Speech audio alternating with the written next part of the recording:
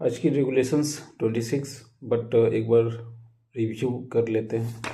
Review करेंगे यानी कि regulations number 3, notice of opening section 60 में फॉर्म 1A में विद इन 30 डेज। ओके, क्या क्या लगाते हैं? Copy of surface plan and safety management plan.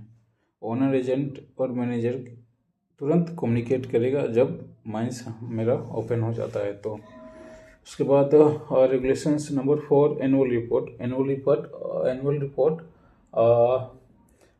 First day of February on और बिफोर, मतलब 1 फरवरी से पहले भी और 1 फरवरी तक आपको दे देना है। किस में जाता है? फॉर्म 3 में एनुअल रिपोर्ट जाता है। नोटिस ऑफ अबॉर्डेंट, डिस्क्लोजर और डिसकंटिन्यूड C4 1C और D4 form 1D with in 30 days. उसके बाद अगर डिसअबॉर्डेंट हो जाती है 60 दिनों तक, तो विद इन 7 डेज में फिर से नोटिस देना होता है। और notice of reopening regulations number 6 form 1B। Okay, और ये not less than the 30 days. Okay, notice of change in ownership and appointment of agent manager with in 7 days में दे देता है। अगर माइंड चेंज हुआ तो फॉर्म 2A में, और ओनर चेंज शिप होती है तो फिर फॉर्म 2B में जाएगी, विद इन 7 डेज में जाएगी। ओके, और plan sections report register and other recorded भी आदान प्रदान किया जाता है। और टर्मिनेट होते हैं तो विद इन 7 डेज में फॉर्म 2E से terminate 2E with in 7 days में। उसके बाद नोटिस ऑफ डेंजरस ऑकुरेंस और एक्सीडेंट के बारे में फॉर्म 4A में जाएगा 24 आवर्स में, जो तुरंत एक्सीडेंट होती है वो। उसके बाद सेक्शन 23 में रखी गई है। अब OSH कोड अभी देखे नहीं है, उसको देखना भी है। 4A में बिफोर 24 आवर्स, 4B में ये बिफोर 24 आवर्स भी है, और 4C में विद इन 15 डेज। अच्छा, 4B में 7 डेज, और 4A में 24 आवर्स, और 4C में with in 15 days. Okay, notice of disease regulations 9 form 5 में जाएगा विद इन 3 डे। और 8 प्रकार के नोटिसफाइड डिजीज होते हैं: pneumoconiosis, silicosis, manganese poisoning, asbestosis, cancer of lungs, noise induced hearing, contact dermatitis, pathology and manifestations. Okay, regulations 10 board of mining examinations. Board of mining examinations में board बैठती है, 6 member होते हैं including chairman. Chairman means CIM। Okay, बाकी members तो हो गया था कार्यकाल के चेयरमैन के अलावा छोड़ के बाकी का 3 इयर्स होता है। सेक्रेटरी कौन बनते हैं? चेयरमैन जिनको चॉइस करे। मीटिंग कहाँ होगी? धनबाद में। और एनी अदर प्लेस में भी जैसा चेयरमैन आदेश दे। ओके, और इमरजेंसी मीटिंग में 2 डेज में नोटिस जाएगी, और जनरल मीटिंग में 10 डे क्लियर नोटिस जाएगी। 10 क्लियर डे में नोटिस जाएगी। ओके, नो बिजनेस इफ कोई भी मीटिंग नहीं हो पाएगी अगर एटलीस्ट 3 मेंबर मीटिंग में अटेंड ना हो चेयरमैन को लेके। और ऐसा किसी दरमियान होता है कि नोटिस ना हो पाए तो नेक्स्ट 7 डेज में, और वो 7 डेज ऑलमोस्ट क्लोज होता है तो नेक्स्ट डे में की जाएगी। बट अभी तो लाट चली गई। अब regulations 11 certificate granted by the board. Light चली गई है, पाउज किया जाए।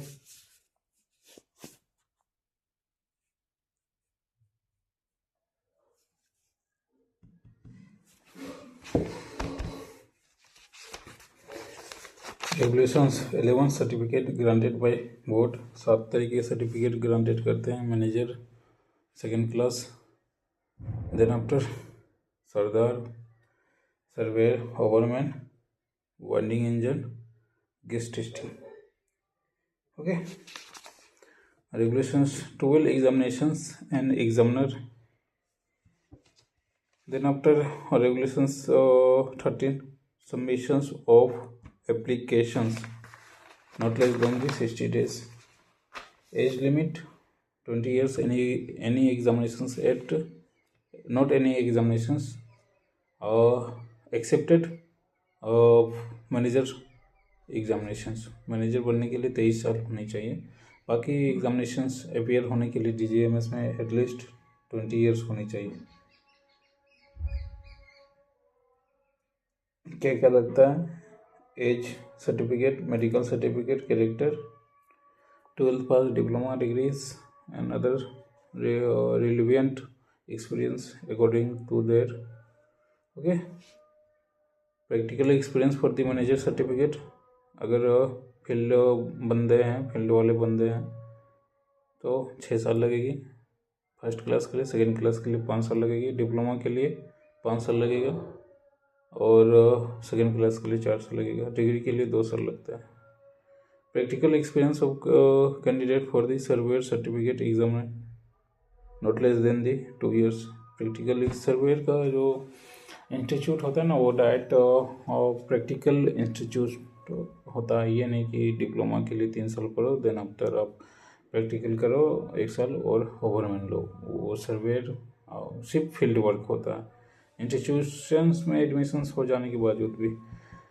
Next, practical experience for the candidate of Sardar certificate examinations not less than the 3 years for field candidate and 1 year for institutions.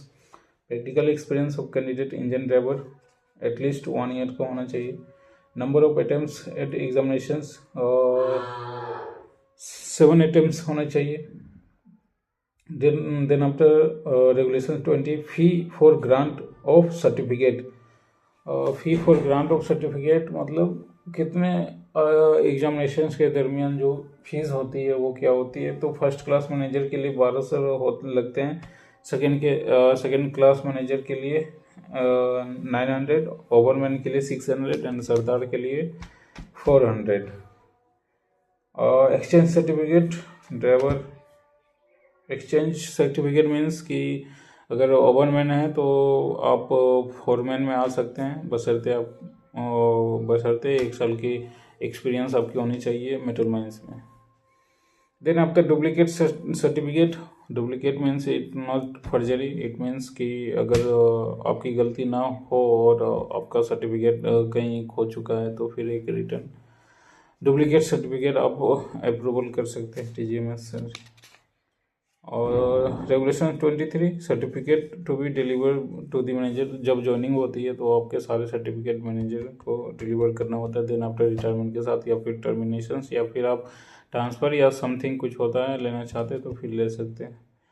तब तक जब तक कि आप उस माइंस में कार्यरत हैं तब तक आपको लाभ नहीं, जब वहाँ से आप ओके।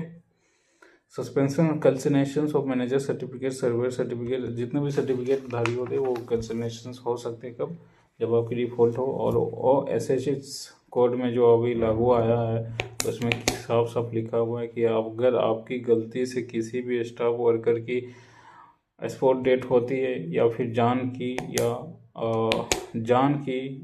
जान और माल तो अटैच नहीं है, हाँ जान की अगर किसी की समथिंग होती है तो फिर कंपनसेशंस का पैसा कंपनी नहीं देगा, आप देंगे, अदरवाइज केस लड़िए।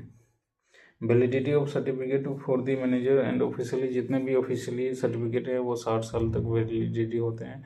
1 साल अगर आप फिर भी फिट है 60 साल तक और काम करना चाहते हैं तो 1 साल फिटनेस सर्टिफिकेट दिखा के एक्सटेंस कर सकते हैं। बट मैनेजर या फिर एग्जीक्यूटिव बंदे होते हैं वो 10 साल तक एक्सटेंशन कर सकते हैं, काम कर सकते हैं। आज की क्लासेस रहेगी qualifications, chapter 4 inspectors and mine official, इसमें की क्वालिफिकेशंस और प्रोडक्शन रेट के बारे में है। इंस्पेक्टर्स एंड माइंस ऑफिशियल, थोड़ा एक्टिव हो जाइए।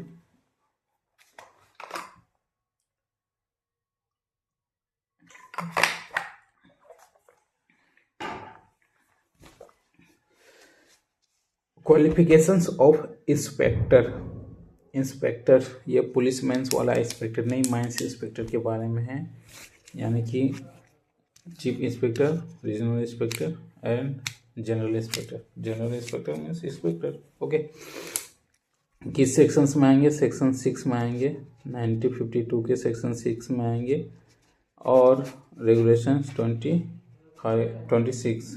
ओके, क्वालिफिकेशंस ऑफ इंस्पेक्टर में no person shall be appointed as chief inspector unless he hold degree, पहला डिग्री होनी चाहिए, minimum engineering of educational institute approve by the central government and first class manager certificate granted under the regulations 11। Degree होनी चाहिए तो BTech, civil engineer, mechanical engineer, ये सब नहीं, only on mining engineering से रिलेटेड, माइनिंग इंजीनियरिंग बीटेक होनी चाहिए, ठीक है। उसके बाद फर्स्ट क्लास मैनेजर सर्टिफिकेट भी होनी चाहिए रेगुलेशंस 11 के according. No person shall be appointed as an inspector unless he hold degree in mining engineering of educational institute approve by the central government and first class manager certificate granted under the regulations 1। Okay, जहाँ से आप पढ़ रहे हैं वो central government से approve होना चाहिए, जिसको क्या कहते हैं? SBT, state board of technical education approve. अब तो AICTE समथिंग है, और JUT, Jharkhand university of technology, approve होना चाहिए। Okay, UGC। But first point में और सेकंड पॉइंट में क्या डिफरेंस है? फर्स्ट पॉइंट में चीफ इंस्पेक्टर डिग्री होनी चाहिए, mining engineering first class certificate granted regulations 1, दोनों लाइन सेम है, बट सेकेंड पॉइंट में और कुछ पॉइंट रखी गई है, वो हम लोग चलते हैं। तो सेकेंड पॉइंट क्या है? No person shall be appointed as an inspector unless he hold degree in mining engineering of educational institutes approval by the central government and also first class manager certificate under the granted regulations 11, provided that in sections of electrical machineries installations in a mine, a person holding a degree in electrical engineering for an educational institute approval by the central government may be so appointed।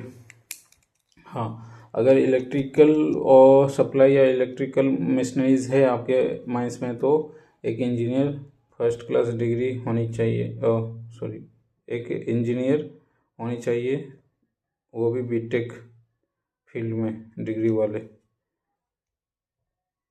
Then after in relations to other machineries or mechanical appliances installations in a mine, a person holding a degree of in mechanical engineering of an educational institutions approve by the central government shall be appointed as. अगर mechanical या फिर machineries है आपके mines में, तो एक mechanical engineer भी होनी चाहिए। ओके, और सारे के सारे सेंट्रल गवर्नमेंट अप्रूवल कॉलेज या degrees. In relations to provision of act and of the rules and regulations which relate to matters concerning health and welfare of the persons holding a degree in bachelor of medicine and bachelors of surgery, यानी कि MBBS वाले बंदा होना चाहिए अगर related of welfare and health के बारे में। और सच क्वालिफिकेशन में भी prescribed of educational institute approval by the central government, A person holding such qualification central government में भी approve in the behalf of the appointed. MBBS के लिए तो सेंट्रल गवर्नमेंट की एजुकेशन से होनी ही चाहिए, उसके साथ साथ सेंट्रल गवर्नमेंट से उनका अप्रूवल भी होनी चाहिए। अगर आप MBBS कॉलेज में पढ़ रहे हैं तो ठीक है, सेंट्रल गवर्नमेंट अप्रूव होने के बाद MBBS की आपकी डिग्री लगती है, डॉक्टर बनते हैं तो सेंट्रल गवर्नमेंट से रजिस्टर्ड करवानी होती है आपकी वही चीज़। क्वालिफिकेशंस और इंस्पेक्टर की क्वालिफिकेशंस समझ में आ गई, आई ना?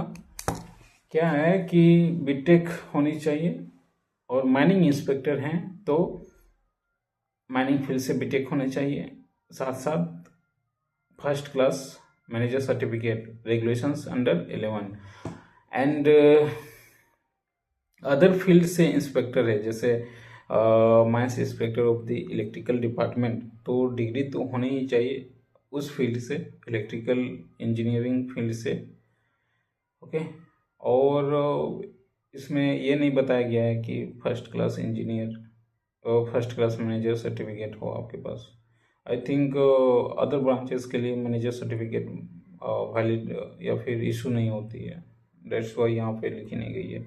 अदर फील्ड, मैकेनिकल फील्ड के इंस्पेक्टर हैं आप, mines inspector of the machineries या मैकेनिकल रिलेटेड फील्ड, तो आपके पास बीटेक होनी चाहिए मैकेनिकल ब्रांच से, ट्रेड से।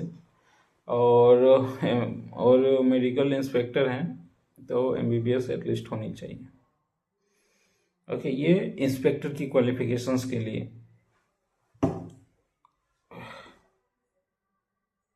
ओके। चीफ इंस्पेक्टर बनने के लिए शॉर्टकट तरीका क्या है कि आप इंजीनियरिंग कर लीजिए बीटेक से, और पीएससी कर लीजिए, डायरेक्ट चीफ इंस्पेक्टर के रैंकिंग के अकॉर्डिंग आपको कार्यरत रिस्पॉन्सिबिलिटी ड्यूटीज मिल जाएगी, अपॉइंटमेंट हो जाएंगे। Now regulations 27 qualifications and appointment of engineer, appointment of manager, qualifications and appointment of manager.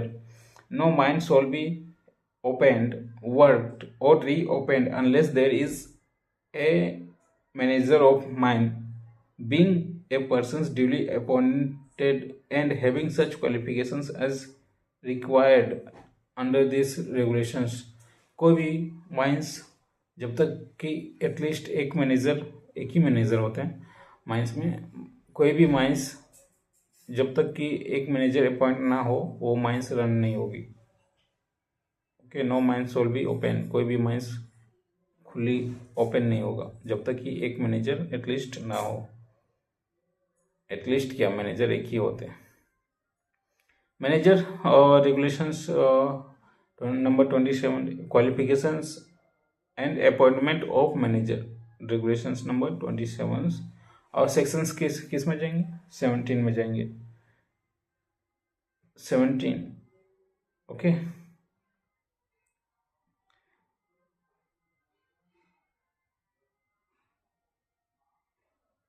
Qualifications and appointment of manager, manager की अपॉइंटमेंट और क्वालिफिकेशंस रेगुलेशन 27 में है, ठीक है। बट 26 में क्या है? Qualifications of inspector, not appointment, ठीक है। नियोजन की प्रक्रिया उसमें नहीं है, बट मैनेजर की नियोजन और क्वालिफिकेशन योग्यता ये 27 में मेंटेन की गई है। नो पर्सन शॉल एक्ट और be employed as a manager unless he has attained 20 years of the age and paid by and is directly answerable to the owner or agent of the mine. कोई भी बंदा manager नहीं बन सकता जब तक कि उनकी एज 20 ईयर्स ओल्ड ना हो, एंड वो सक्षम ना है। अगर वो सक्षम नहीं है ओनर, एजेंट और मैनेजर से बिजनेस करने के लिए, डील करने के लिए, तो फिर समथिंग आप नहीं बन सकते, ओके। और subject to provision of sub regulations for no person shall be act continue to act or appointed as a manager in a mine or average output of the which correspond to the figures given in column 1 of the table below unless he hold corresponding qualification. अच्छा, production rate अगर आपकी सही नहीं है तो आप manager क्या और किस कैटेगरी का रखेंगे उसके बारे में बातें रखी गई है, जो कि कॉलम बाय है, okay. For the below for below ground mines. Underground की बात करते हैं तो अगर 2500 टन पर मंथ आपका आउटपुट है, 2500 टन्स पर मंथ, तो आप first class manager certificate not restricted to open cast mines only, ठीक है। Then not exit 2500 tons exit है, 2500 टन्स आप अचीव कर रहे हैं तो first class manager certificate unrestricted, okay, यानी कि अंडरग्राउंड में आपकी ट्रेनिंग बोले, ठीक है। और not exit 2500 tons per month, तो इसमें मैनेजर की योग्यता क्या होगी, फर्स्ट क्लास मैनेजर सर्टिफिकेट और second class manager certificate not restricted to open cast mines, okay. First class और सेकेंड क्लास दोनों आ सकते हैं। या कैसा हो गया, लग रहा सो के बैठा हूँ, बाल को टच नहीं करना चाहिए, ठीक है।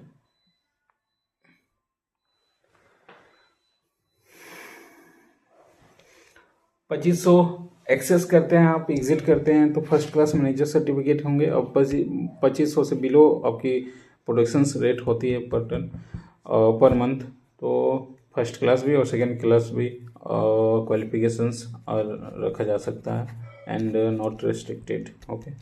फॉर ओपन कास्ट माइंस में at least 20,000 metre cube per month of material handle, ठीक है, पर मंथ ऑफ मटेरियल हैंडल 20,000 के लिए a first class manager certificate. Unrestricted भी रखिए और रेस्ट्रिक्टेड भी रखिए, इसमें मैटर नहीं करता, ठीक है। और not exit 20,000 metre cube then after a first class manager certificate and second class manager certificate दोनों एलिजिबल है, ओके।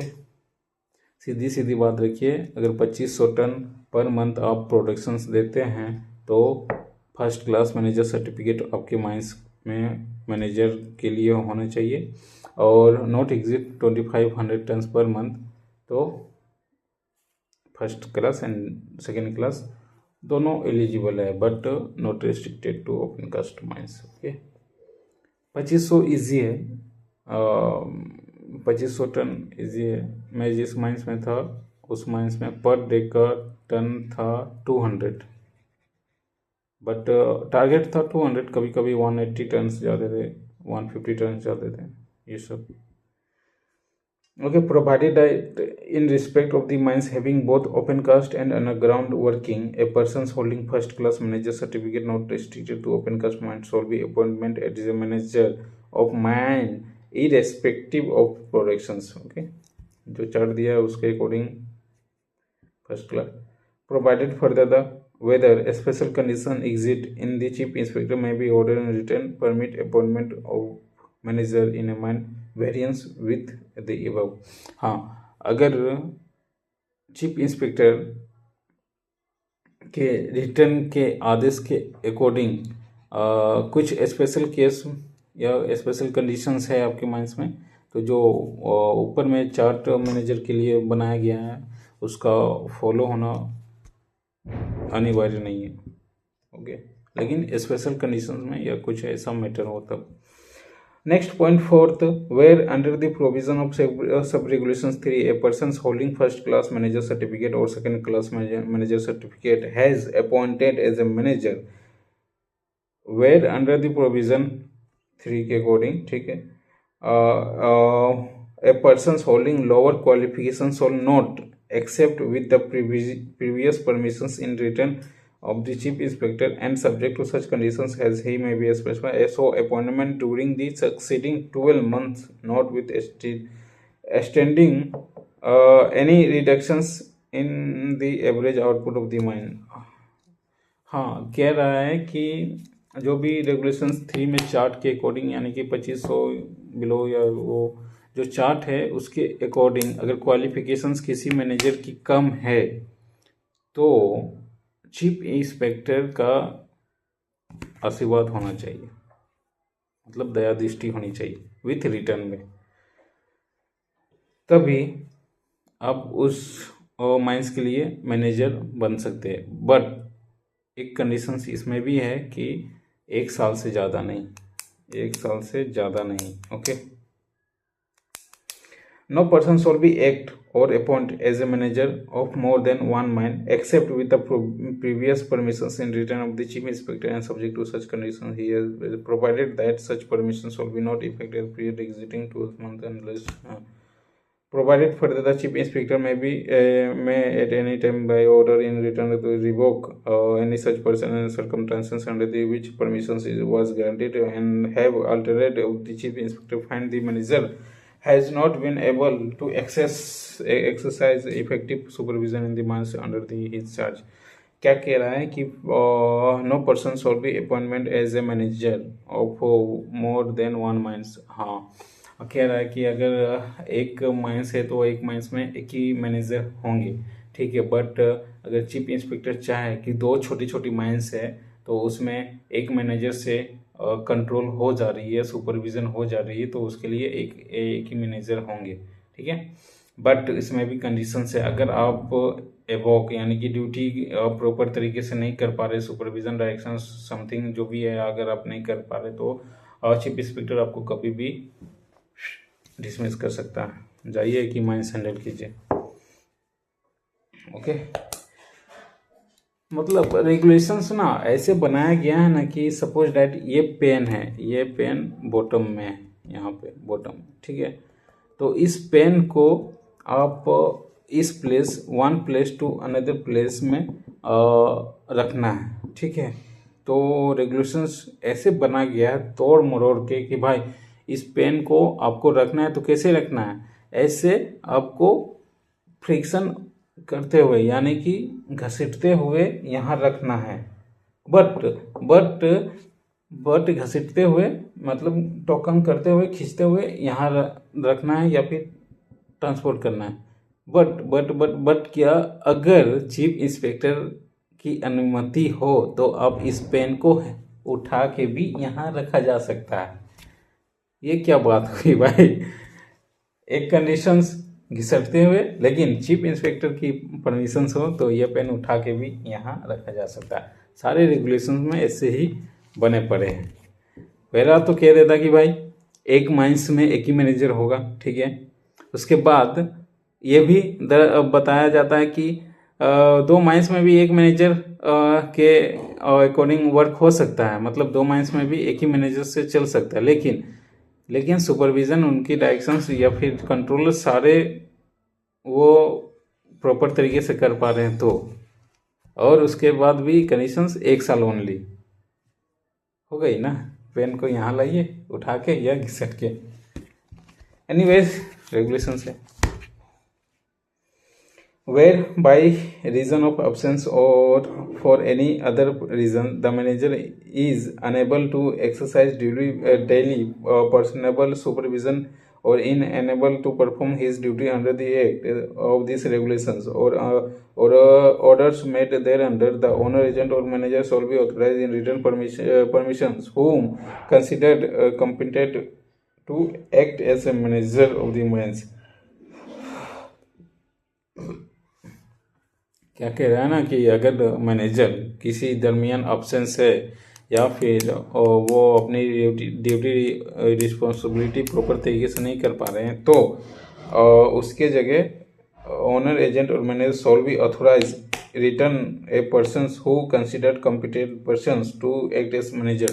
तो उसके जगह क्या है कि ओनर, एजेंट और मैनेजर के लिखित आदेश के अकॉर्डिंग एक कॉम्पिटेंट पर्सन्स को मैनेजर के बराबरी में समझा या फिर रखा जाएगा। मतलब आप समझ लो आप मैनेजर हैं तो आप अगर सब चीज़ अपने से नहीं कर पा रहे हैं तो आपके लिए एक सहायता के तौर पे दूसरी मैनेजर को ओनर, एजेंट और मैनेजर की रिटर्न आदेश के अकॉर्डिंग हेल्प करने के लिए रखा जाएगा एक कॉम्पिटेंट पर्सन्स को, लेकिन वो मैनेजर नहीं कहलाएंगे, ये भी ठीक है।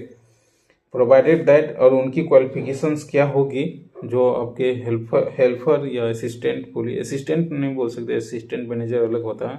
हेल्प करने के लिए जो भी आपके लिए अपॉइंट करेंगे कॉम्पिटेंट पर्सन्स को, उसकी क्वालिफिकेशंस होगी। Such persons hold a manager certificate, पहला मैनेजर सर्टिफिकेट।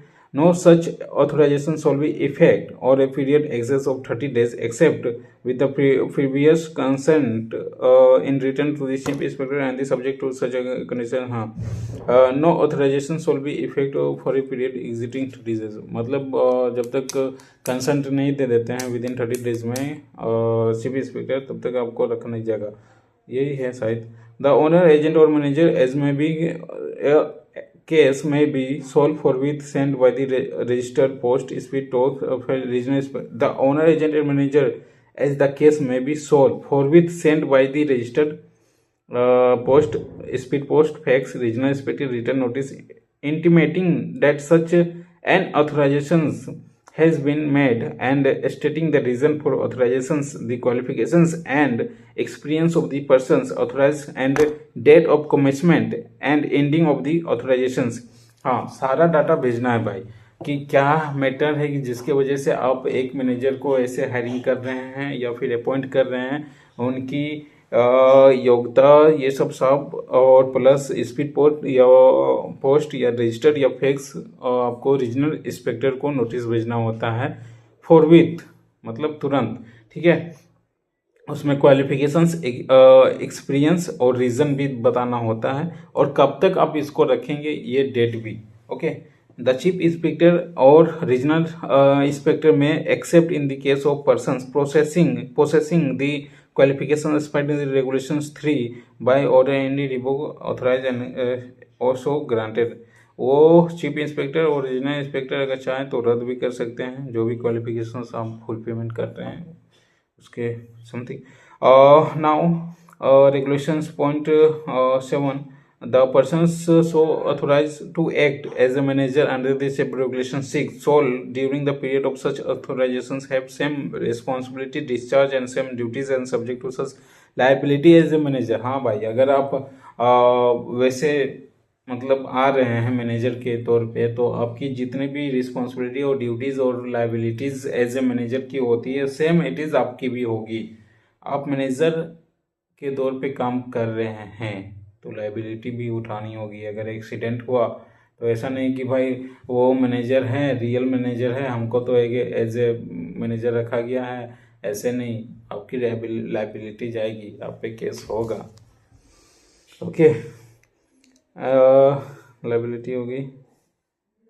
देन आफ्टर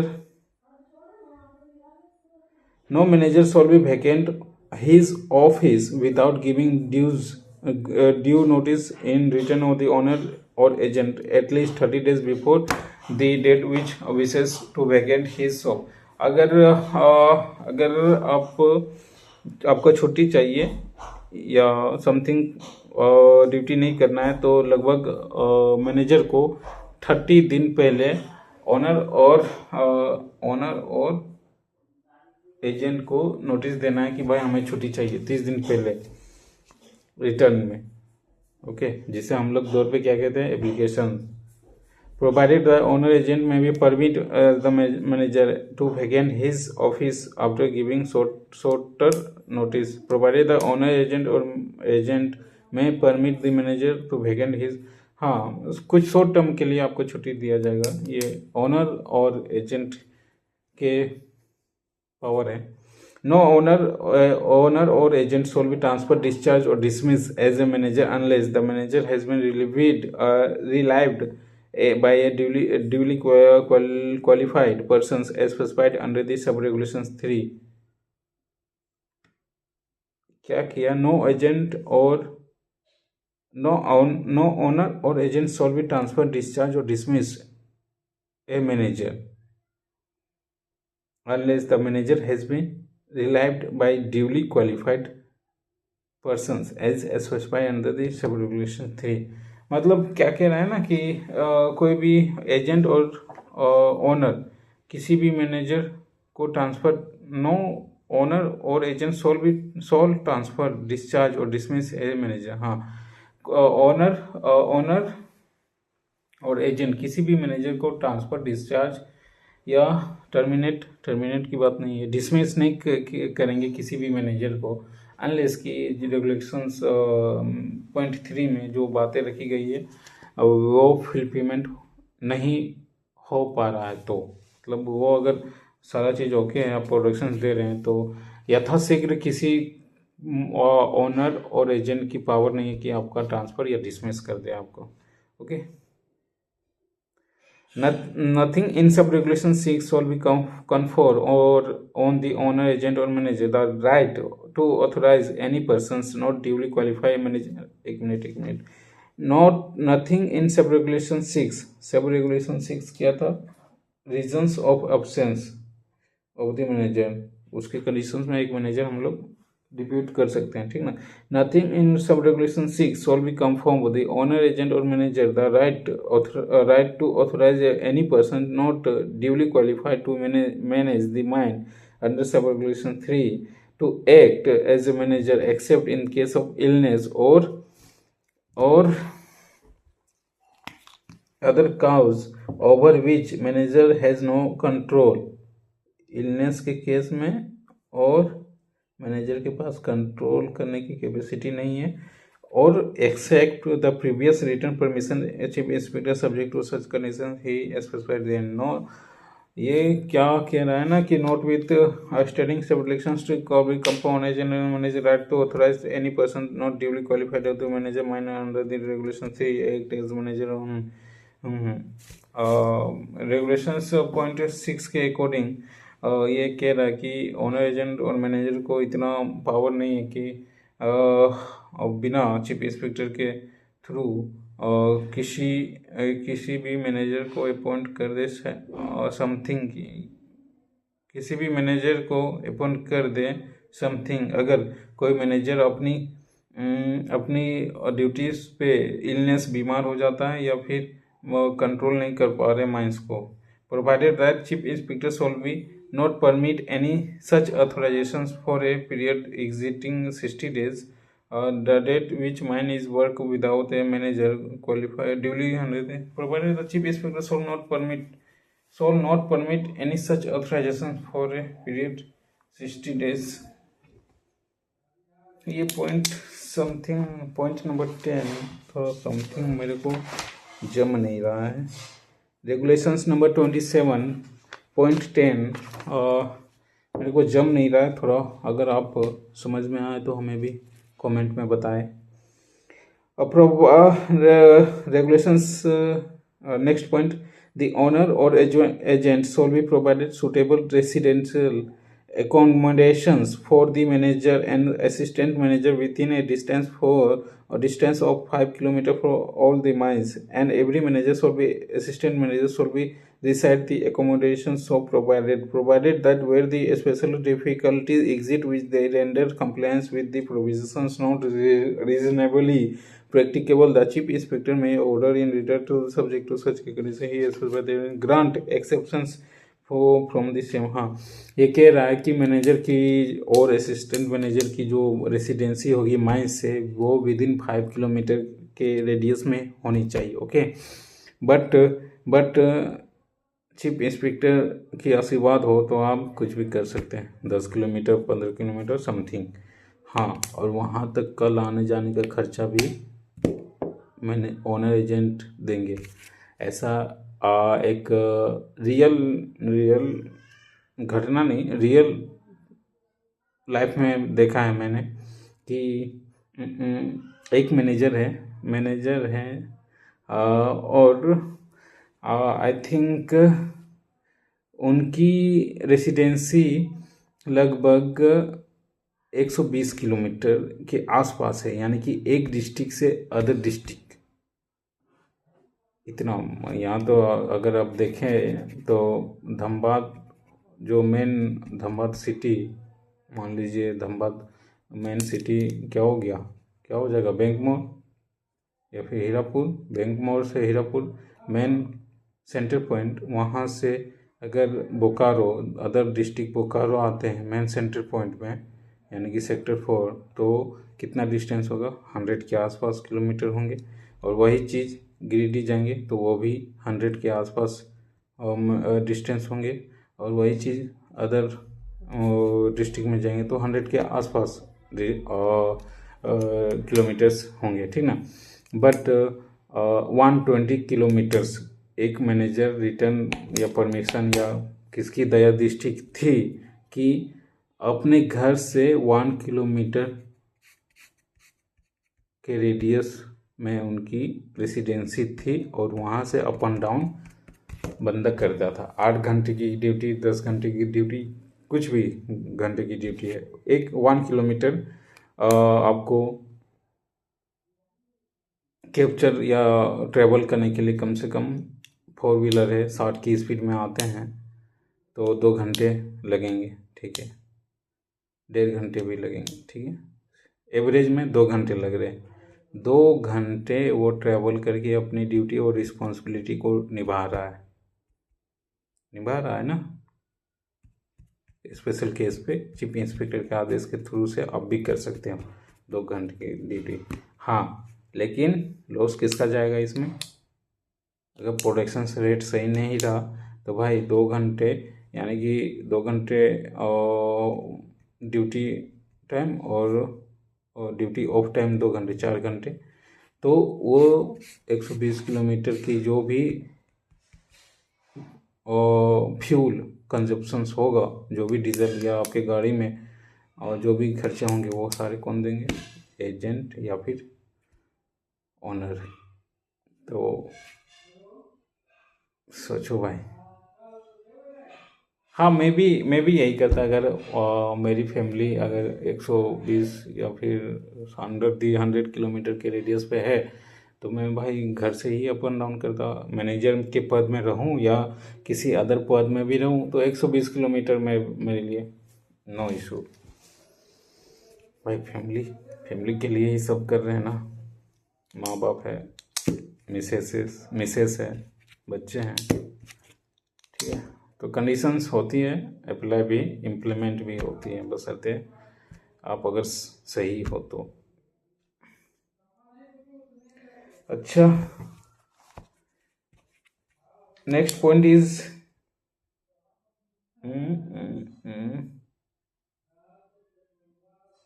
कहाँ था? 12th 11th नहीं, 12th, हाँ 11th complete. 12th, no manager shall be interested यानी कि सौंपा, इंटरेस्टेड मतलब सौंपना या सौंपा।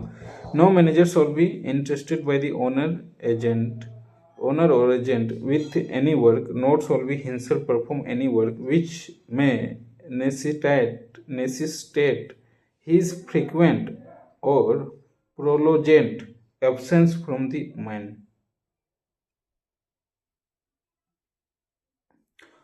किसी भी मैनेजर को रिस्पॉन्सिबिलिटी और ड्यूटी नहीं दिया जाएगा अगर वो बिना ज़रूरत के बार बार लंबा समय तक माइंस से अब्सेंस रहे, यानी कि अपनी ड्यूटी नहीं कर रहे हो। Okay, next point, if any doubt arise to any matter under the sub regulations 11 of sub regulations 12, it shall be refer to the chief inspector for decision.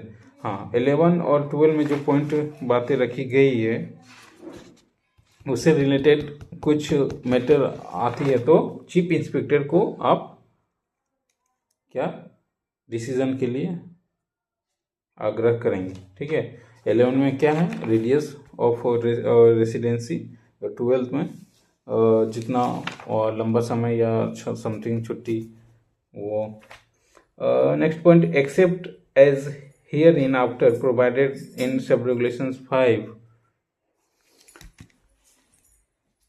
No manager shall act as manager or in any other capacity another mine except as herein after provided sub regulations 5, no manager shall be act as manager or in any other capacity in another mines।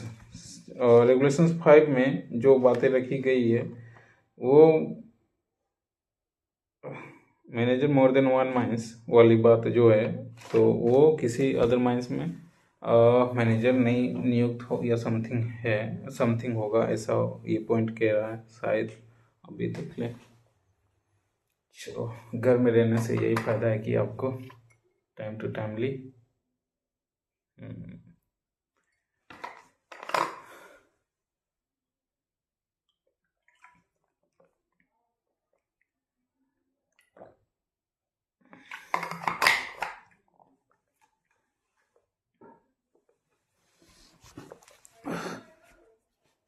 इतना service मिलने के बावजूद भी अगर qualify नहीं होते तो कितना गाली सुनेंगे।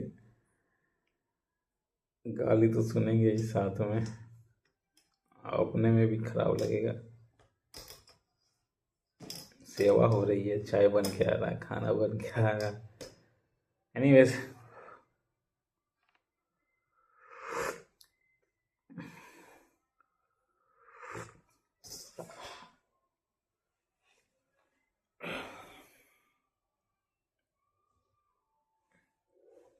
हाथ धोने जाना होगा।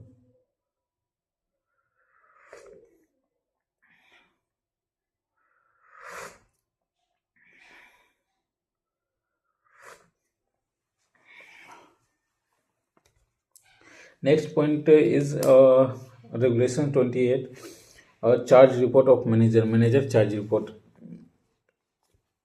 Manager charge report. When there is a change of manager of any mine, the outgoing manager shall be hand over to the incoming manager a charge report in a format as may be specified by the chief inspector by the general or a special order, and the charge report shall be signed by both outgoing and incoming manager, and a copy of the charge report shall be sent to the regional inspector.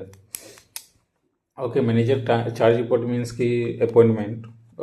Appointment तो first time ही और duty लगने time उसको appointment बोलते हैं। Then after charge report, अगर यहाँ से वहाँ आप ट्रांसफ़र होते हैं, यहाँ से वहाँ अपॉइंटमेंट की जाती है तो एक चार्ज रिपोर्ट देना होता है। अगर आप मैनेजर के पद पे हैं और किसी अदर माइंस में मैनेजर में डिप्यूट हो रहे हैं, ट्रांसफ़र हो रहे हैं, तो आपको एक चार्ज रिपोर्ट देना होता है। और वो चार्ज रिपोर्ट उस फॉर्मेट में जो डीजीएमएस ने अप्रूवल किया है, डीजीएमएस मीन्स चीफ इंस्पेक्टर में जो जनरल स्पेशल ऑर्डर में चार्ज रिपोर्ट साइन करके जो होती है वो, when there is a changes of manager of any mine, the outgoing manager shall be over the incoming manager charge report of the format may be specified by the chief inspector. DGMS जो specified करे हैं उसी format में आपको manager charge report देना होता है, coming और आउटगोइंग दोनों। अगर आप छोड़ के जा रहे हैं तो भी, और जो आ रहे हैं वो भी। भाई मतलब इसको कैसे समझें आप? इसको ऐसे समझिए कि प्रेसिडेंट अभी तो श्रीमती द्रौपदी मुर्मू हैं, तो इन द केस जब कोई और प्रेसिडेंट हैं, प्रतिभा पाटिल, उससे पहले कौन थे? राजनाथ कोविंद। हाँ, राजनाथ कोविंद।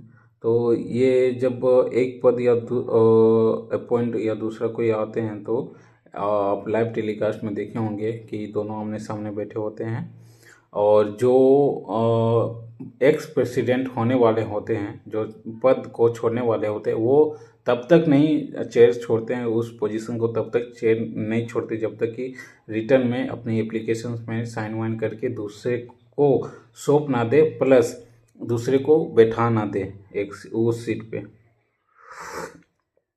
फिजिकली और डॉक्यूमेंट्री दोनों। सेम इट इज यहाँ भी है। इसके बाद एक कॉपी आपको रीजनल इंस्पेक्टर को भी भेजनी है मैनेजर चार्ज रिपोर्ट की। Qualifications and appointment of safety officers.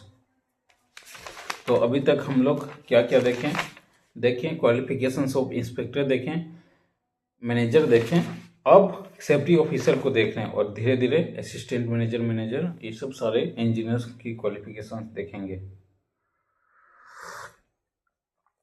अरे यार, एक्चुअली इन्वर्टर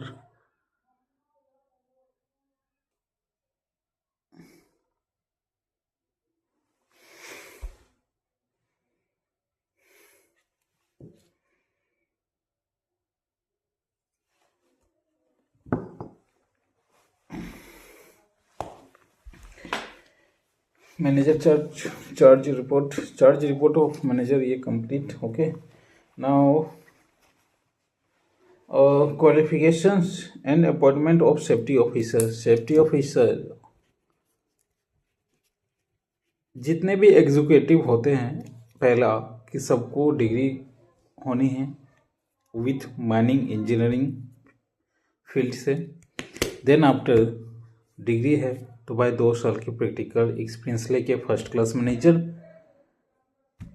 ओके, दूसरी, ये दोनों होना अनिवार्य है किसी भी एग्जीक्यूटिव में आने के लिए. ओके, सेफ्टी ऑफिसर की भी सेम कंडीशंस है, बशर्ते प्रोडक्शन के रेट के अकॉर्डिंग सेफ्टी ऑफिसर और मैनेजर डिप्यूट किए जाते हैं. Okay, qualifications and appointment of safety officers. हाँ, सेफ्टी ऑफिसर्स सेफ्टी की देख रेख के लिए भी होती है. तो आई थिंक 50 मोर एम्प्लॉय अगर आपके माइंस में है तो एक सेफ्टी ऑफिसर अपॉइंट करना होता है. ये OSH कोड में शायद डिफरेंस किया गया है, तो उस पर जब आएंगे तब देखेंगे सेफ्टी ऑफिसर्स. एनीवेज, देख लेते हैं भाई कितने वर्कर्स में सेफ्टी ऑफिसर को अपॉइंट किए जाते हैं.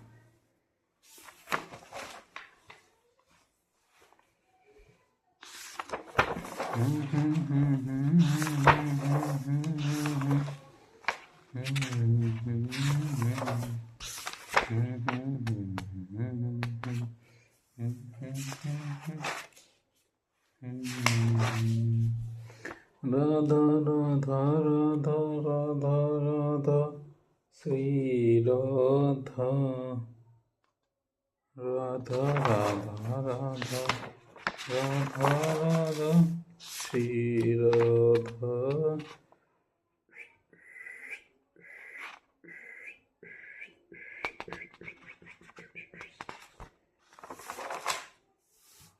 कहाँ गया भाई? Qualifications appointment of safety officers. Okay, monthly output exit 500 tons between 220 metre cube. कहाँ गया?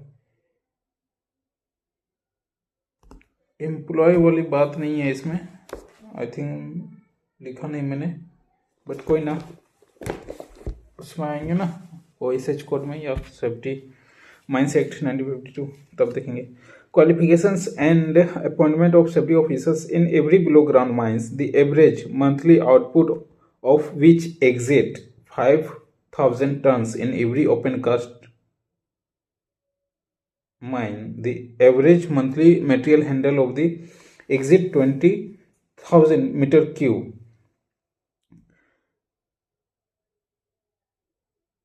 हाँ, कह रहा है ना, इन every below ground of mine monthly average output अगर एग्जिट होती है 5,000 टन्स मोर 25. यहाँ देखो आप, इसमें आ जाओ, रेगुलेशन 27 मैनेजर की क्वालिफिकेशंस में क्या है कि प्रत्येक माइंस में मैनेजर एक होंगे, लेकिन अंडरग्राउंड के केस में 2500 टन पर मंथ आउटपुट होने चाहिए. मतलब प्रोडक्शन रेट 2500 से ज़्यादा होनी चाहिए, 2500 टन से ज़्यादा होनी चाहिए तो एक मैनेजर. ओके, अगर प्रोडक्शंस आपकी ज़्यादा है, 5,000 टन्स पर मंथ एग्जिट होती है, तो उस केस में आपको एक सेफ्टी ऑफिसर को अपॉइंट करना है.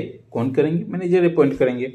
ओके, और यही केस मैनेजर के कंडीशंस में क्या था? ओपन कास्ट की 20,000 मीटर क्यूब मटेरियल हैंडल होनी चाहिए, 20,000 मटेरियल हैंडल होना चाहिए मीटर क्यूब. ठीक है, और सेम ऐसे यहाँ भी है, सेफ्टी ऑफिसर के लिए भी 20,000 मीटर क्यूब एग्जिट करनी चाहिए ओपन कास्ट के कंडीशंस में, तो एक सेफ्टी ऑफिसर असिस्ट करेंगे.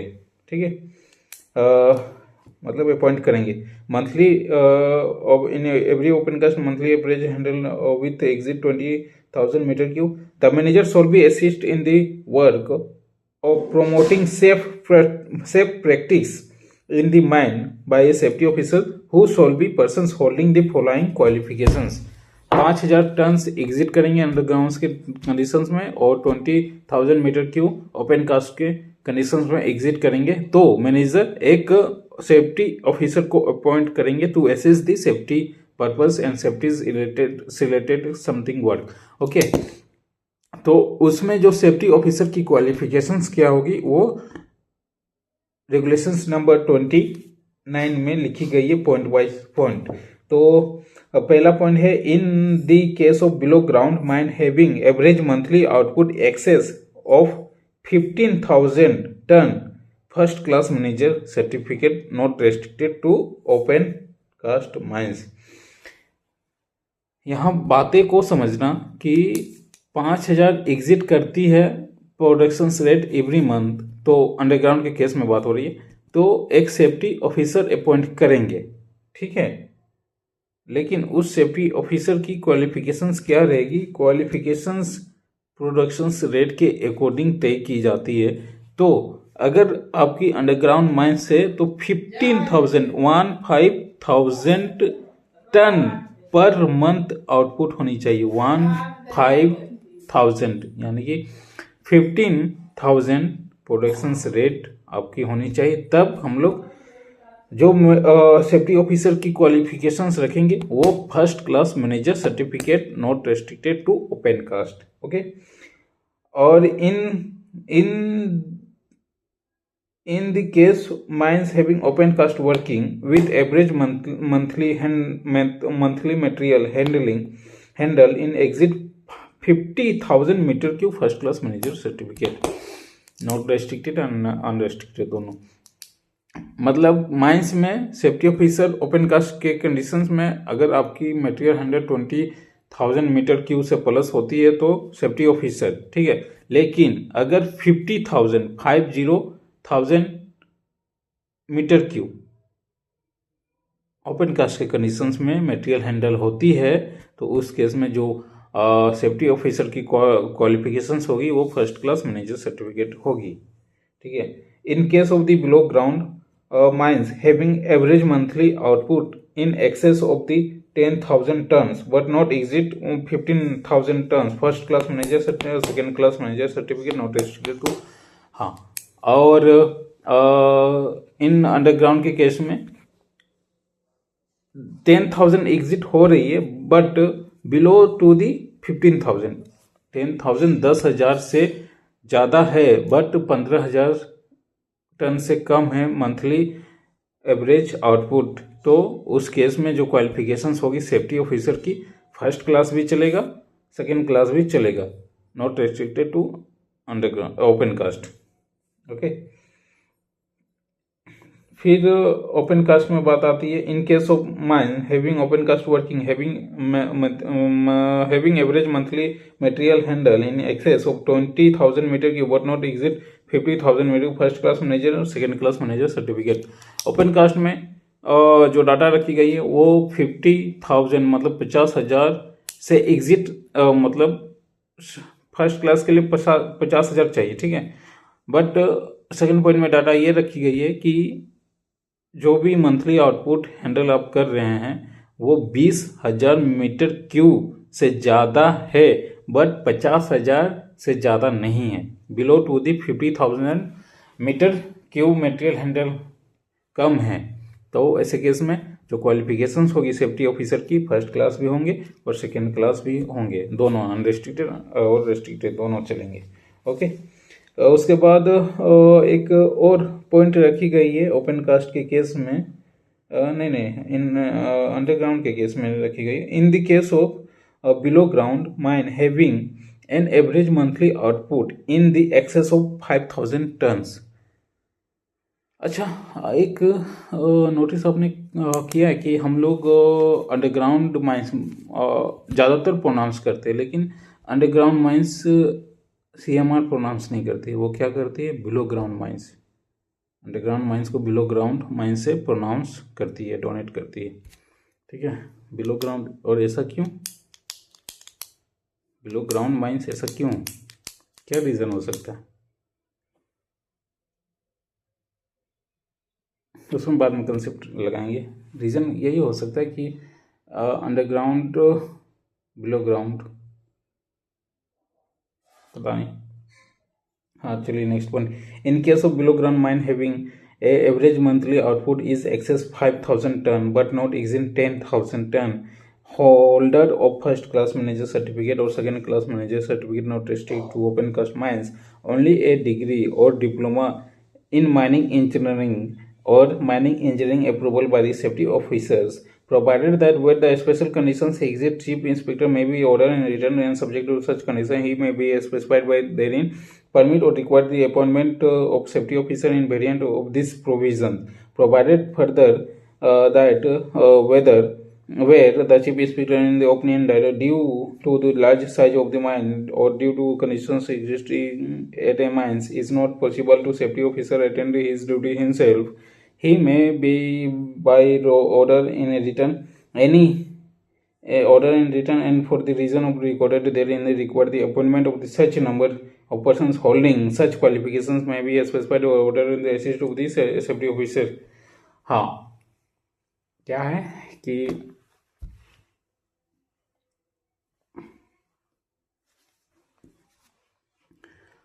क्या है कि बताया जा रहा है अंडर बिलो ग्राउंड के केस में अगर मटेरियल हैंडल 5,000 से एक्सेस है, 5,000 टन से एक्सेस मटेरियल आउटपुट हो रही है बट 10,000 से कम मटेरियल आउटपुट है, नॉट एक्सिड टू 10,000 टन, तो उस केस में फर्स्ट क्लास और सेकेंड क्लास दोनों रहेंगे एलिजिबल हैं। बट अभी तक हम लोग क्या पढ़ रहे थे कि एग्जीक्यूटिव बनने के लिए या फिर सेफ्टी ऑफिसर बनने के लिए, मैनेजर बनने के लिए आपको बीटेक होल्डर होना अनिवार्य है। बट इस केस में क्या रखा गया है, अगर फील्ड वर्कर हैं तो इस केस में डिप्लोमा वाले भी सेफ्टी ऑफिसर बन सकते हैं और डिग्री वाले भी। कब? जब आपकी आउटपुट 5,000 टन पर मंथ से ज़्यादा है but below to the 10,000 ton के कंडीशंस में डिग्री वाले और डिप्लोमा वाले भी मैनेजर सर्टिफिकेट बंदे सेफ्टी ऑफिसर बन सकते हैं। ओके, अब आपको समझ में नहीं आ रहा डिप्लोमा वाले कैसे एग्जीक्यूटिव बनते हैं या फिर मैनेजर होल्डर कैसे बनते हैं? सिंपल में अगर आप डिप्लोमा करके आए हैं, अपॉइंटमेंट ऑफ मैनेजर हम लोग देखे थे ना, qualifications and appointment of practical experience, ये पढ़ा था ना हमने, practical experience candidate of manager certificate examinations के बारे में, रेगुलेशंस नंबर 15, उसमें तो लिखा गया था ना कि अगर डिप्लोमा से आप फील्ड एक्सपीरियंस लेके आते हैं 5-6 साल का तो आप मैनेजर बन सकते हैं। सेम इट इज़ यहाँ बात रखी गई है कि डिप्लोमा वाले और डिग्री वाले भी सेफ्टी ऑफिसर बन सकते हैं। जो कंडीशंस है वो कंडीशंस क्या है, 5,000 से ज़्यादा आपके प्रोडक्शन रेट होनी चाहिए बट 10,000 टन से कम हो तो माइंस में। अच्छा, इसमें एक पॉइंट और रखा गया है कि चीफ इंस्पेक्टर कोई स्पेशल कंडीशंस पे कुछ सेफ्टी ऑफिसर के लिए वेरिएशंस कर सकते हैं। ठीक है, इसके बाद एक और पॉइंट रखा गया कि अगर चीफ इंस्पेक्टर या सेफ्टी ऑफिसर को ड्यूटीज़ और रिस्पॉन्सिबिलिटी करने में असक्षम नहीं है, थोड़ी भार या वेट ज़्यादा हो रही है, तो जिस तरह मैनेजर के लिए एक अलग से समथिंग अपॉइंट करते हैं as like to manager, same it is में as like to safety officer को भी एक भरबली या समथिंग अपॉइंट करेंगे ताकि वर्कलोड कम हो उनका। अच्छा, हो गया।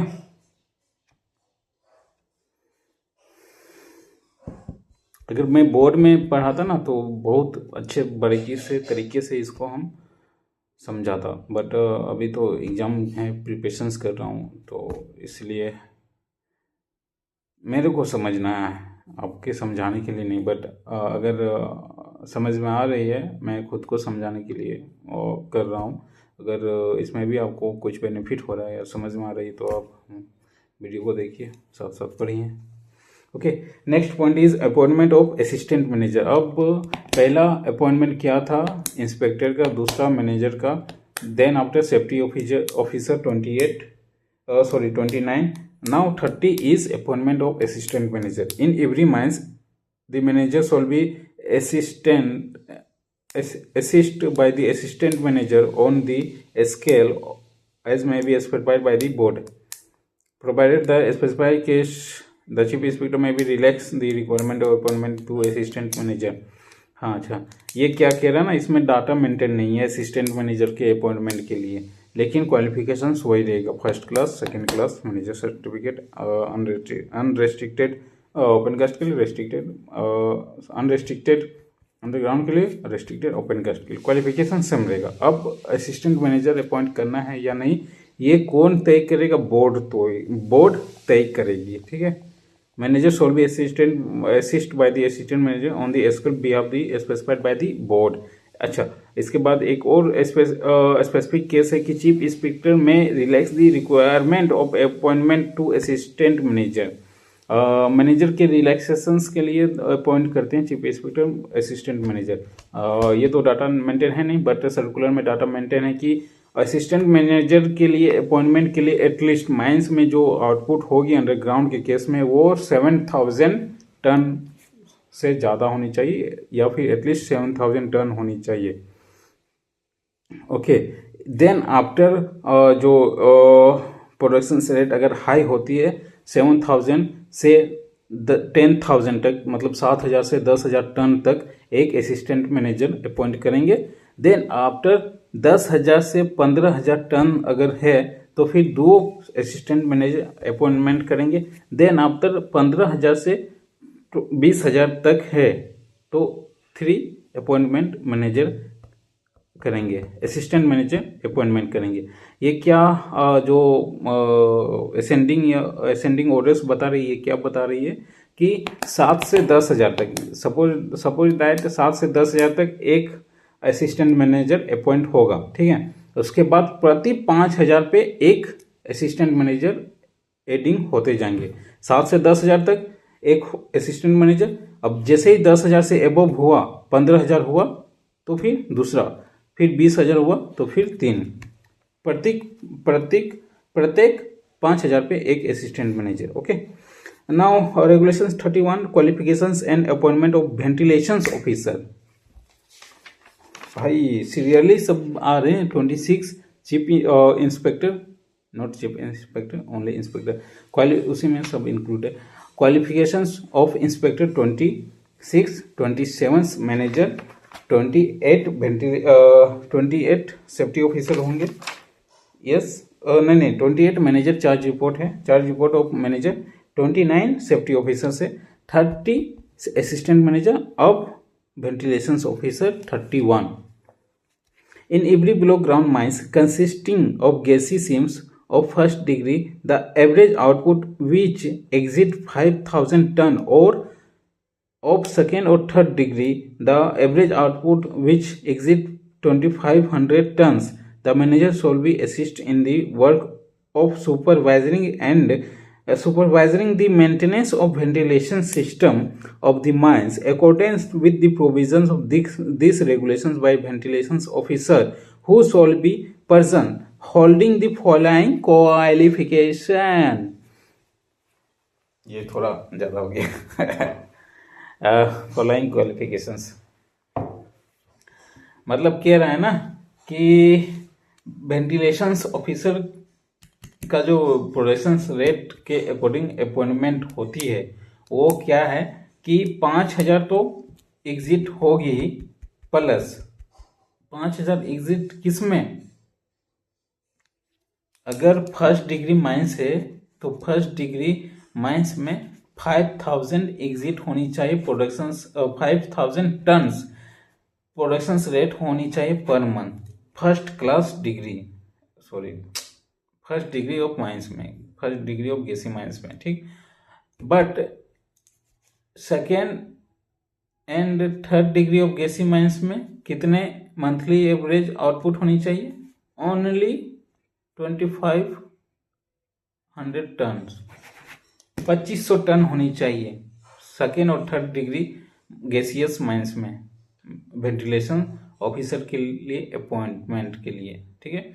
और first class degree of mines में उसमें 5000 मंथली 5000 टन मंथली आउटपुट होनी चाहिए, ओके।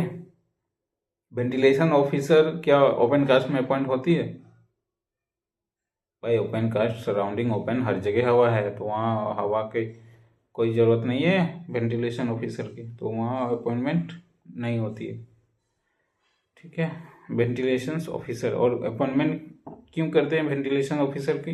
ताकि प्रॉपर तरीके से वेंटिलेशन सिस्टम वर्क हो सके, हमारे वर्कर स्टाफ मशीनरीज को कोई माल जान हानि की कोई माल और जान की हानि ना हो कोई, ओके। अब इसमें क्वालिफिकेशंस क्या रखी गई है ये देखिए। In case of mines consisting of gassy seams of first degree and having average output excess 15,000 ton और mine consisting a gassy seams of second degree and having average output excess 10,000 tons, manager certificate not restricted to open cast mines। मतलब कह रहा कि अगर open cast है और उसमें exit कर रहे हैं एक्सेस 15,000 फर्स्ट क्लास डिग्री के केस में है, तो जो मैनेजर की क्वालिफिकेशंस होगी वो first class manager certificate not restricted to open cast होगी। और सेकेंड और थर्ड डिग्री में 10,000 ton monthly average output exit कर रहे हैं, तो उस केस में मैनेजर फर्स्ट क्लास सर्टिफिकेट होगी। मतलब जो वेंटिलेशन ऑफिसर की जो सर्टिफिकेट हैं क्वालिफिकेशंस है वो फर्स्ट क्लास मैनेजर सर्टिफिकेट होगी। किस किस कंडीशंस में? फर्स्ट डिग्री के केस में 10,000 से एक्सेस होनी चाहिए और सेकेंड और थर्ड डिग्री में 15,000 टन से एक्सेस होनी चाहिए, okay. In every other case manager certificate not restricted to open cast mines, only a degree और diploma mining engineering recognised by the central government. In other case manager certificate not restricted to open cast mines having degree और diploma वाले दोनों भी बन सकते हैं। Another case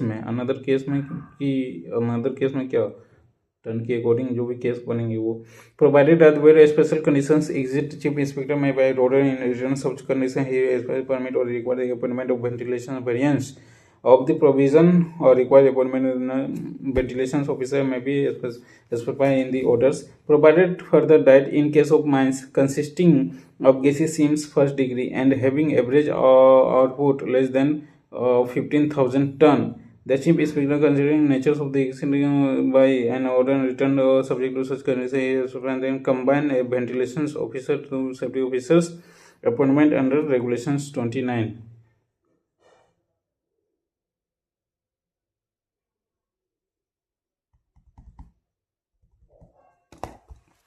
मतलब कह रहा है ना कि चीफ इंस्पेक्टर जो है ना, अगर रामायण का युद्ध हो रहा है या फिर महाभारत का युद्ध हो रहा है तो उसमें एक ब्रह्मास्त्र होता था जिसमें सब डर जाते थे, ऑपोजिशंस भी और जो पोजिशंस में है वो भी।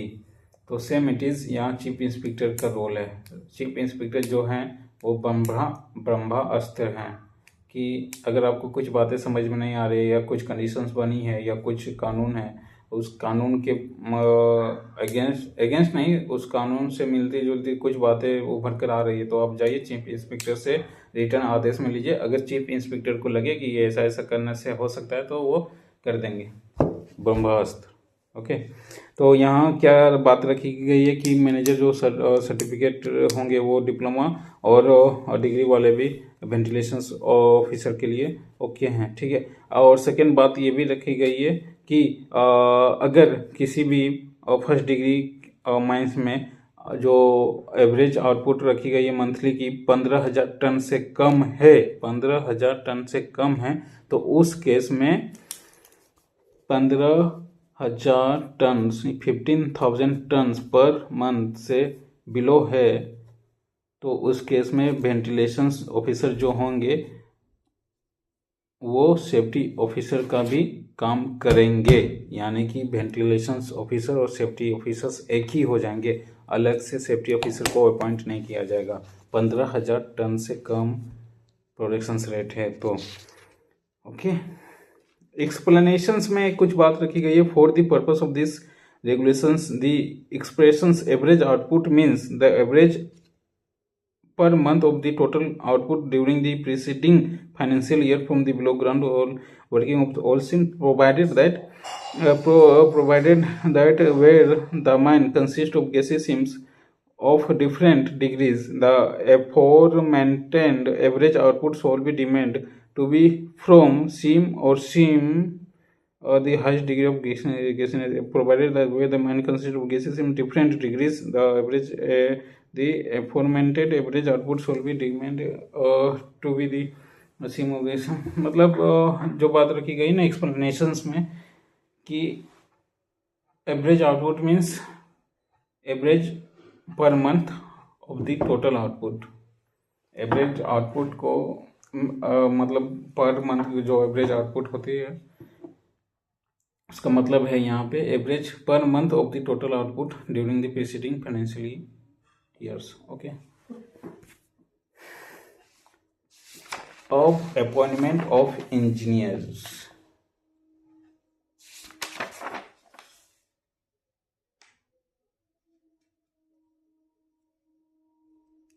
अपॉइंटमेंट ऑफ इंजीनियर, सभी तो इंजीनियर होते ही हैं, डिप्लोमा वाले भी इंजीनियर होते हैं, जूनियर इंजीनियर कोई सीनियर इंजीनियर।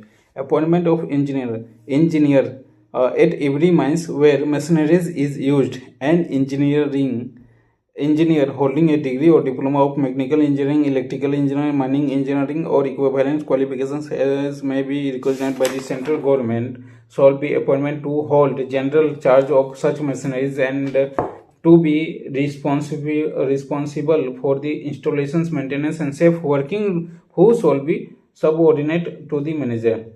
ओके। इंजीनियर होंगे डिग्री और डिप्लोमा वाले और उनको एक दायित्व दिया जाएगा किसी भी मशीनरी टू रिलेवेंट जिस फील्ड से है। ओके। कौन देंगे? मैनेजर। CMR रिक्वायरमेंट्स रेगुलेशन 32 पढ़ रहे हैं और इसमें क्या है कि अगर इलेक्ट्रिकल पावर यूज़ हो रही है तो एग्जिट होनी चाहिए 650 वोल्ट। तो हम लोग क्या इलेक्ट्रिकल इंजीनियर को अपॉइंट समथिंग करेंगे और अंडरग्राउंड में नॉट इज हाउस पावर। अच्छा, नेक्स्ट पॉइंट में ये बातें रखी गई है।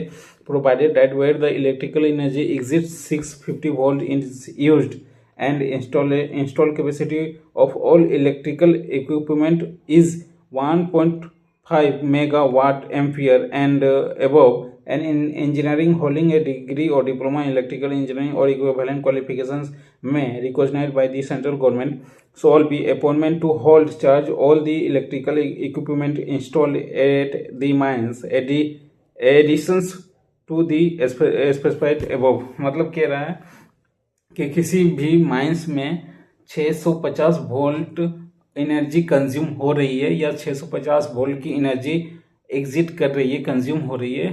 सपोज दैट ये माइंस है, ये मेरा माइंस है, इसमें क्या हो गया कि 650 वोल्ट से ज़्यादा एनर्जी हमको लग रहा है माइंस को पूरी चलाने के लिए। 1 2 3 4 5 पूरी माइंस को चलाने के लिए 650 वोल्ट की इंजीनियरिंग 650 वोल्ट की एनर्जी लग रही है। तो हमें एक इलेक्ट्रिकल इंजीनियर बंदे को अपॉइंट करना होगा। ओके। और सेकेंड केस ये बनाया गया कि अगर पूरी माइंस में, ये पूरी माइंस है और पूरी माइंस की जो कैपेसिटी है, सारे टोटल कैलकुलेशंस करके जो मशीनरीज इंस्टॉल की गई है वो 1.5 मेगा एम्पियर से वाट है, 1.5 मेगा वोल्ट एम्पियर से ज़्यादा है तो एक इंजीनियर अपॉइंट करेंगे। ठीक है। टोटल इलेक्ट्रिकल इक्विपमेंट, भाई ये मान लो 1.5 मेगा वोल्ट एम्पियर की माइंस है। Total mechanical equipment HDL include है, ड्रम इंक्लूड है, फिर लाइटिंग ये सब इंक्लूड है, और समथिंग मोटर्स ये सब सम्प ये सब इंक्लूड होके 1.5 mega volt ampere total calculations करके होती है। तो ऐसे केस में इंजीनियर अपॉइंट करेंगे।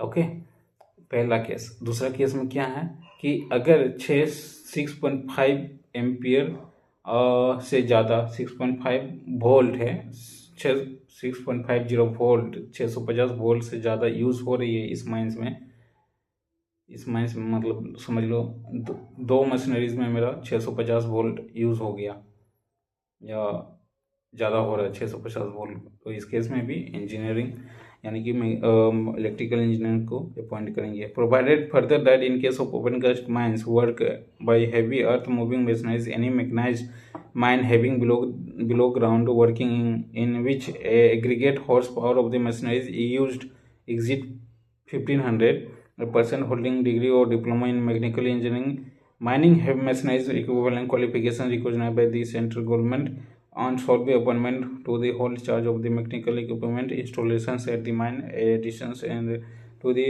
that specified above। अगर कोई भी माइनिंग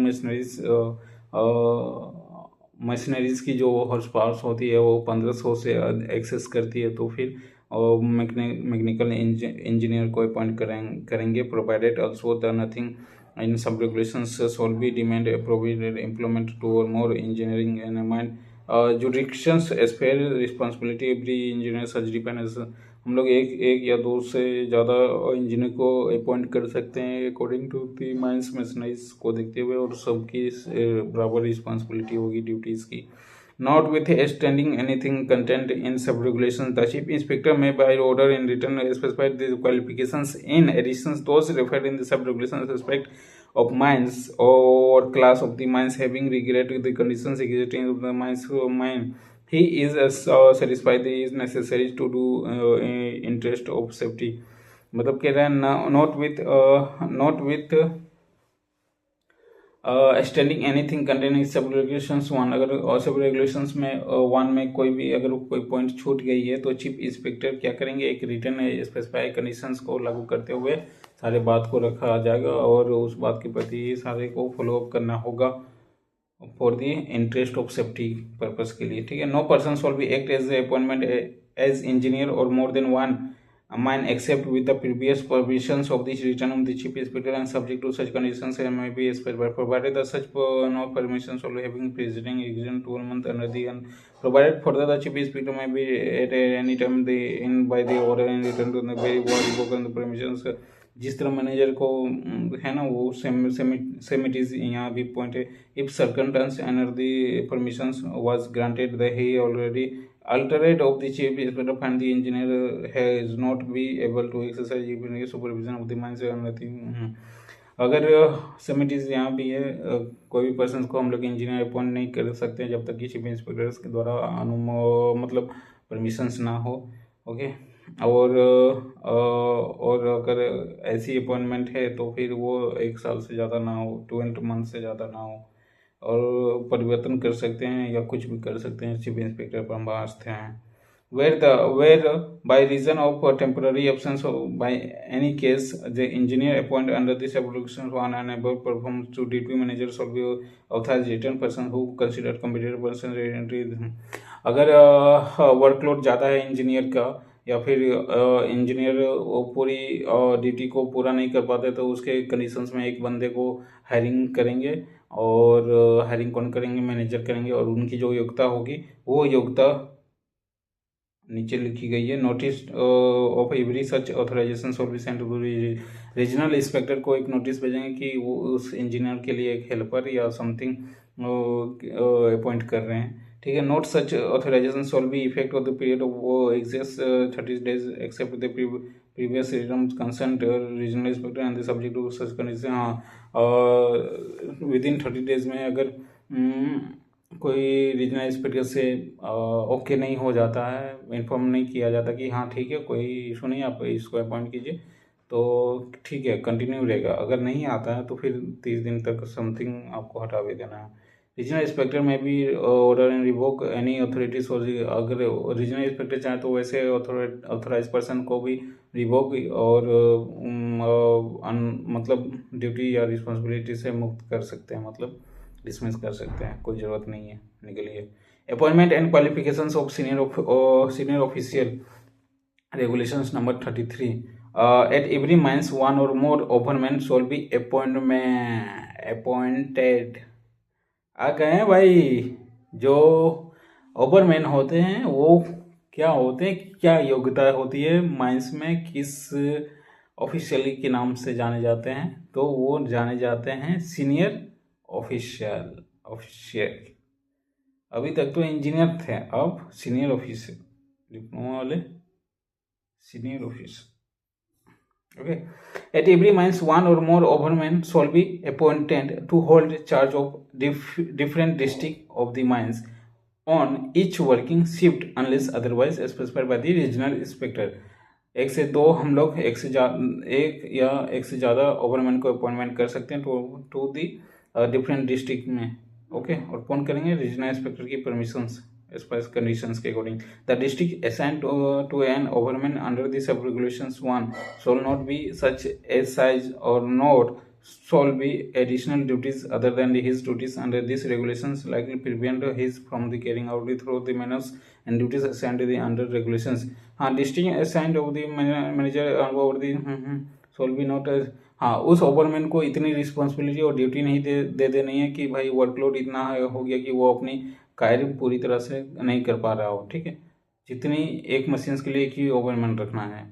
ठीक है, इसमें एक दो बात अभी रखूंगा मैं कुछ complete. Let me finish this. For the purpose of this regulation every persons employed of the official subordinate to the manager and superior to the sardar shall be hold either a manager certificate or an overman certificate।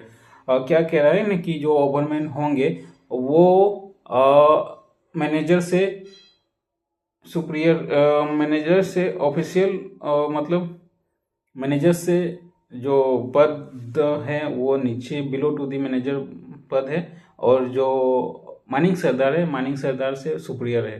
तो mining sardar और manager के बीच वाला जो person होता है वो ओवरमैन कहलाता है।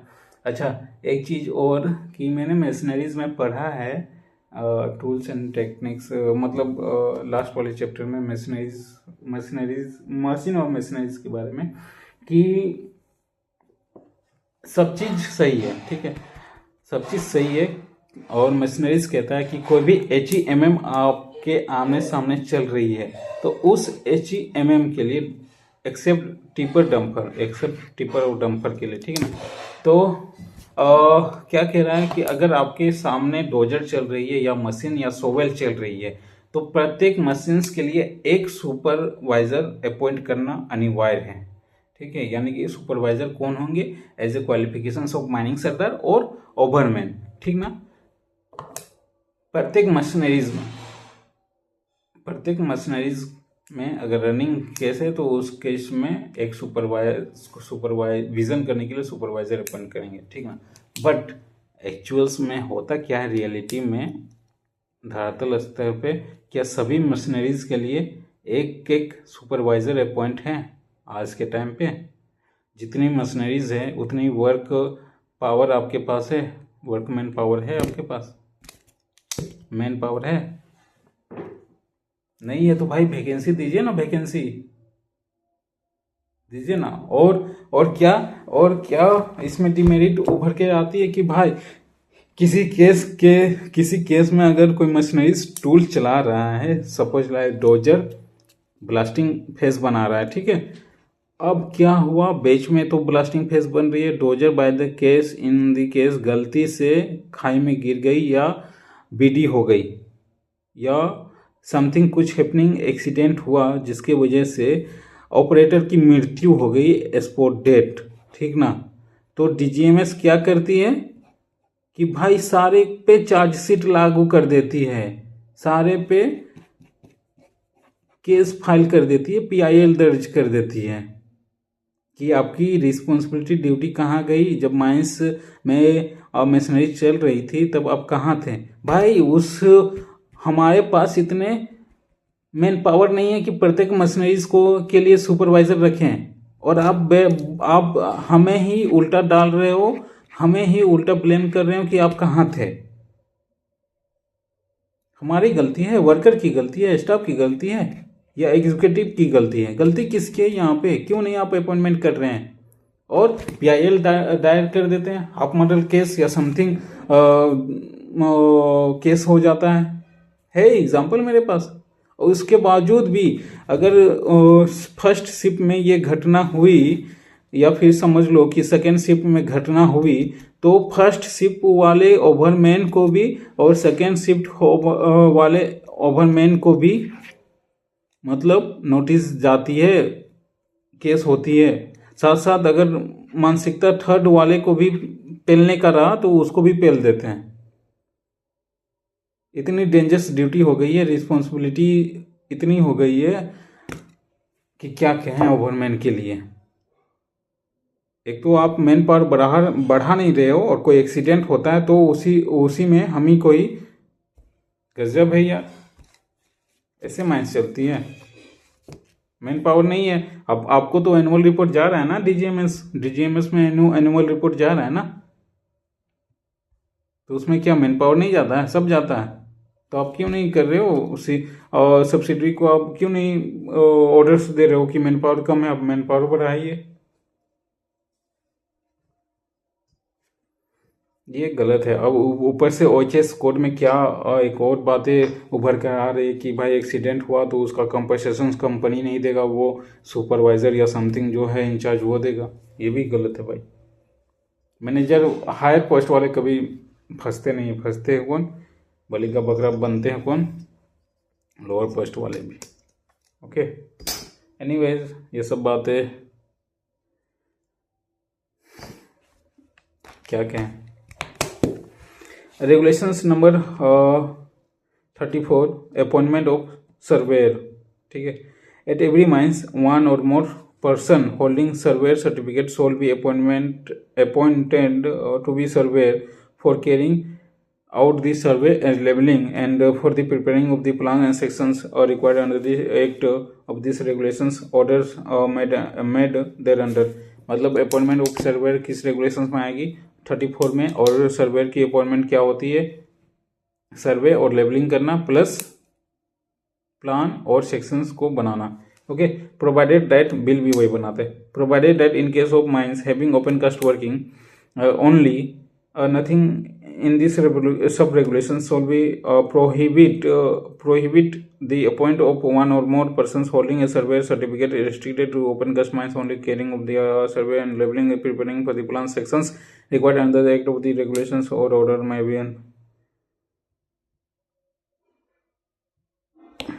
ये देख लेना। No person shall be appoint as a surveyor of more than one mine और in any other capacity in the same mind. Mind खराब हो गया यार। वो DGMS अपने रिलेशंस में ना ये घटना हुई है, इसीलिए बात रखा यार, और मन खराब है। एक्सीडेंट हुआ है सेकेंड शिफ्ट में, और फर्स्ट शिफ्ट वाले को भी नोटिस आ रहे हैं, केस फर्स्ट शिफ्ट वाले को भी आ रहे हैं। बताइए, DGMS कह रहा है कि फर्स्ट शिफ्ट वाले में क्या काम किए कि वो इस मैटर या फिर एक्सीडेंट का रीज़न नहीं पता कर पाए। आप इतनी मैन पावर दे ही नहीं रहे हो कि आपके लिए सब चीज़ देख रेख करें। एनीवेज जस्ट 1 मिनट, आते हैं, कंटिन्यू करते हैं।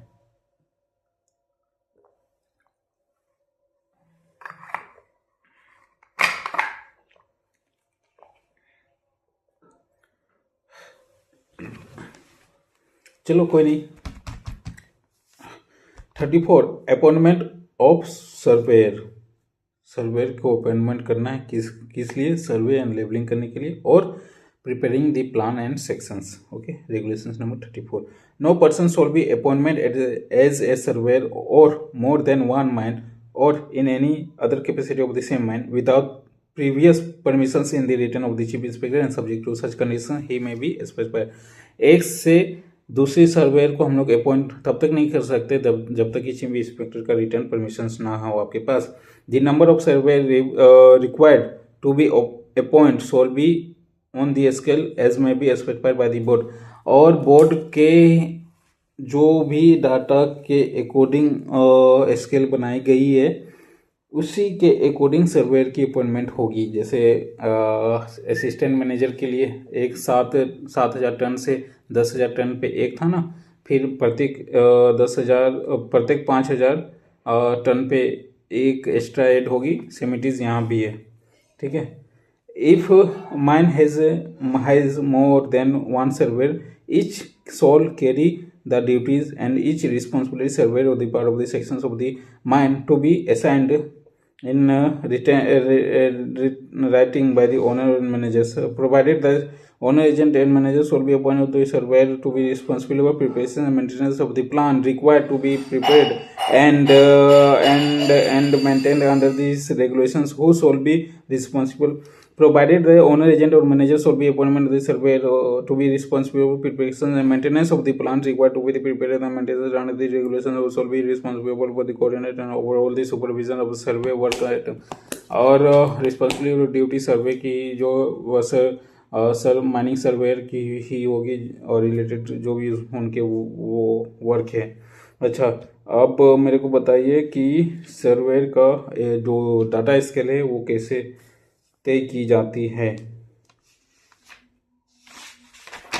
रिस्पॉन्सिबिलिटी और ड्यूटीज रेगुलेशंस नंबर 41 सर्वेयर की होती है और सर्वेयर की अपॉइंटमेंट रेगुलेशंस नंबर 34।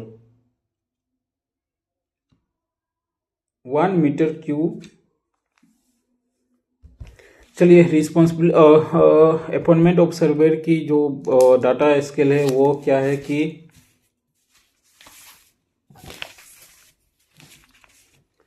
अगर 1 मीटर क्यूब से ज़्यादा आपका मटेरियल हैंडल है तो 2 सर्वेयर अपॉइंट होंगे, और 1 मीटर क्यूब से 5 मीटर क्यूब तक है, 1 से 5 तक है तो 3 सर्वेयर होंगे, और 5 से 10 मीटर क्यूब है तो 4 सर्वेयर जाएंगे, और 10 से 15 मीटर क्यूब है तो 16 सर्वेयर जाएंगे। 10 से 15 मीटर क्यूब है तो 16 सर्वेयर जाएंगे। ये चार्ट हमेशा याद रखना है। 1 मीटर क्यूब आपकी मटेरियल हैंडल है तो 2 सर्वेयर जाएंगे, 1 से 5 तक है तो 3 सर्वेयर जाएंगे, 5 से 10 तक है तो 4 सर्वेयर जाएंगे, और 10 से 15 तक है तो 6। 5 से 10 है तो 4, ठीक है, एक एक करके। इसके बाद 10 से 15 तक है तो 6 सर्वेयर जाएंगे, ठीक है, 6 सर्वेयर जाएंगे। और 16 से जहां एग्जिट हुआ, 15 से जहां एग्जिट हुआ तो प्रत्येक एबव 15 मीटर क्यूब में एक सर्वेयर आपको जोड़ लेना है। ओके, अगर 30 मीटर क्यूब आपका प्रोडक्शन रेट है तो कितने जाएंगे बताइए। 15 तक तो कितना है 6 सर्वेयर, और जाना कितना है आपका प्रोडक्शन रेट कितना है 30। तो रेगुलेशन मतलब रूल्स क्या बनाया है कि 15 मीटर क्यूब तक है तो 6 सर्वेयर लगेंगे, और 30 जहां पहुंची तो कितने जाएंगे 15 तक तो 6 हैं, इसके बाद 15 से एक्स्ट्रा अगर होते हैं तो प्रत्येक 15 मीटर क्यूब में एक सर्वेयर जोड़ेंगे। तो हमारा कितना है 30 है, तो 15 तक 6 हुआ, और फिर 15 ऐड करो तो 30 हो जाएंगे। तो कितने जाएंगे 6 और 1 7। ओके,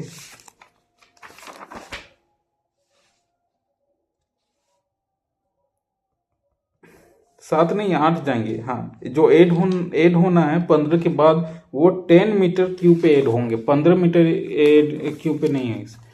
मतलब 15 मीटर क्यूब तक 6 सर्वेयर आपको रखना है। इसके बाद प्रत्येक 10 मीटर क्यूब में एक सर्वेयर ऐड होगा। तो सर्वेयर 30 के लिए अगर 30 मीटर क्यूब है तो 7 हो जाएंगे, 5 2 7। ओके, इसके बाद कुछ पॉइंट रखी गई है। Regulations number 35 Regulations number 35, appointment of official and competent persons. every man every हर कोई competent persons है। एक बात था ना पहले में, वो ओवरमैन में क्या लिखा गया था कि शॉर्ट फायर को शायद competent persons नहीं बोला जाता, बट अभी के केस में क्या है कि हर कोई competent persons है। The owner, agent or manager shall be appointed such a number of competent persons, including official and technicians, as is sufficient secure during each of the working shift. The owner, agent or manager shall be appointed such number of competent persons, including official and technicians. Owner, agent, manager के competent persons की appointment करेंगे, including technicians and officials. पहला और क्या competent person की जो duty के according ही तय की जाती है।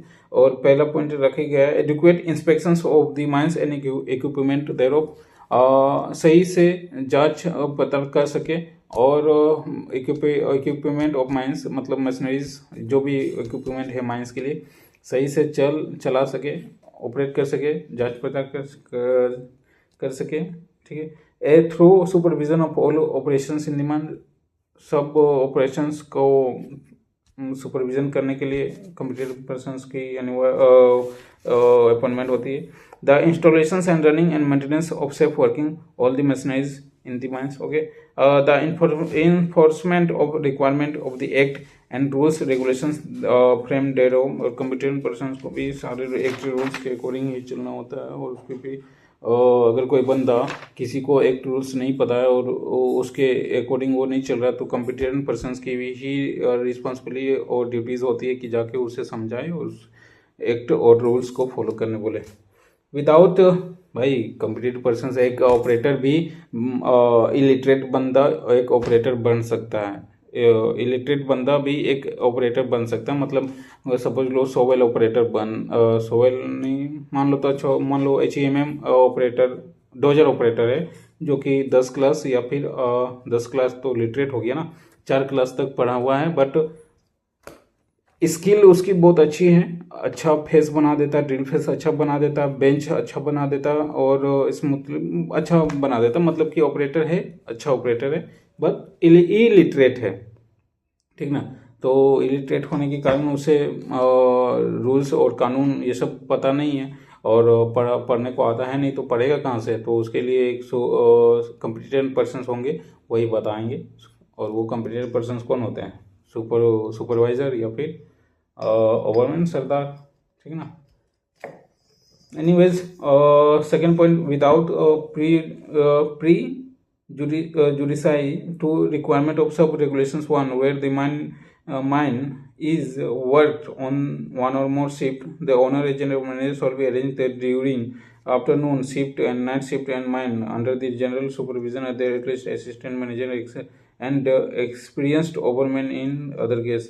जहाँ शिफ्ट की चेंजिंग होगी, first shift, second shift, third shift, तो एटलीस्ट असिस्टेंट मैनेजर सुपरविजन करेंगे एंड एक्सपीरियंस ओवरमैन को ही सब चीज़ के अकॉर्डिंग अपॉइंटमेंट करेंगे। एक्सपीरियंस वाले मतलब प्रोडक्शंस भी तो आपको चाहिए ना, प्रोडक्शन रेट भी तो बढ़ाना है ना।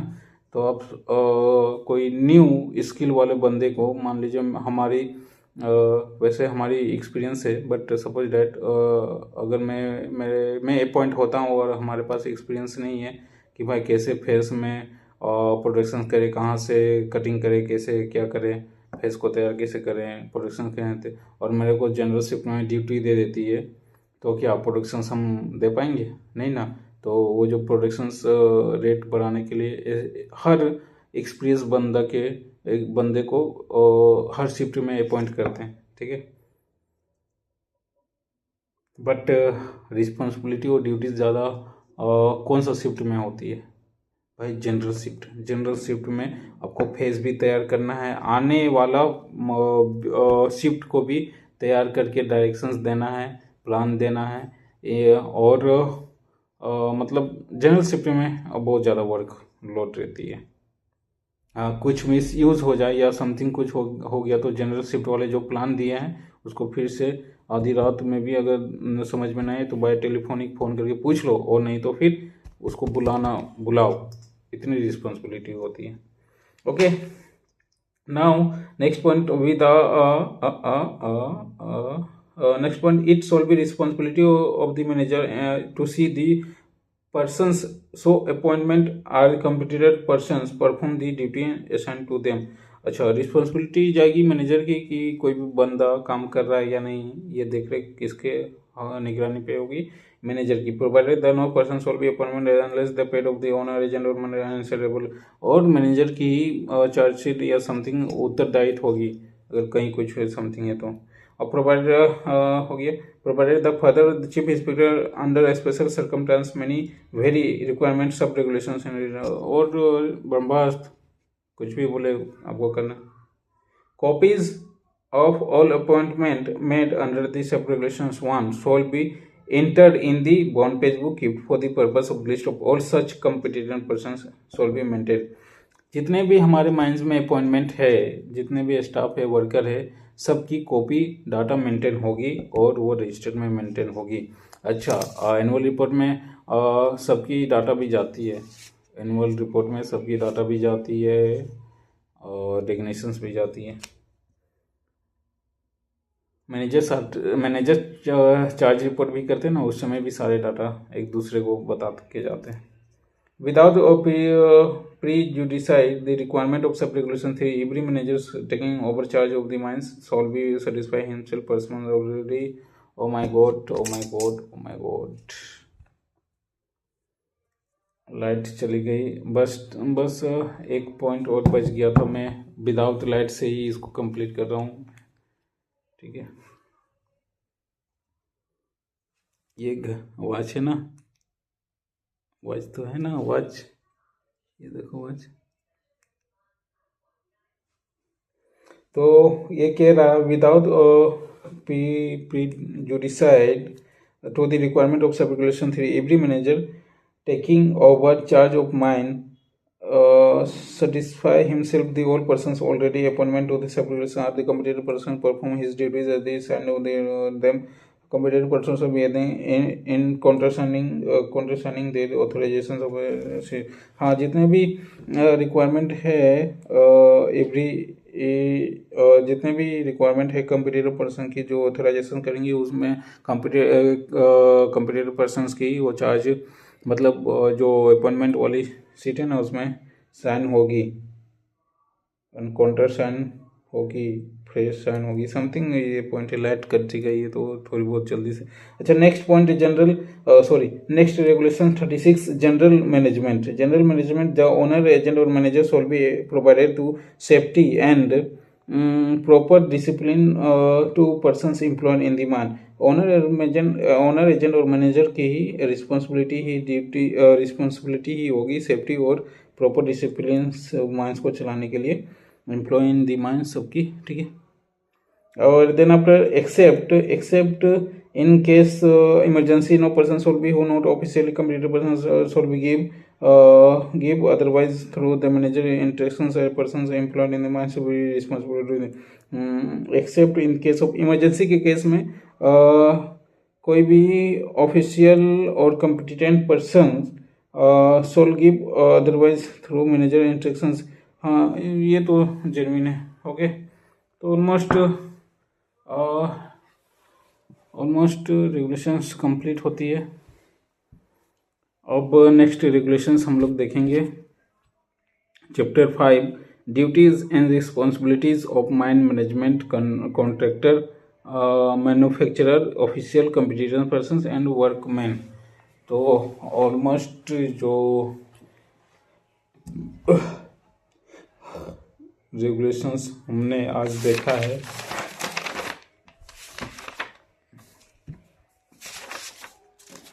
वो रेगुलेशन 26 से 31 तक है ना, कितना 36 तक है जनरल मैनेजमेंट। आज की रेगुलेशंस हम लोग कितना देखें? आज की रेगुलेशंस हम लोग 26 से 36 तक देखें।